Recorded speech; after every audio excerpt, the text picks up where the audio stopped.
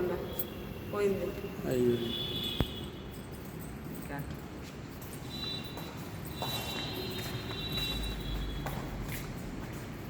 పై hall బాగానే ఉంటుంది, చూడడానికి లుక్గా ఉంటుంది.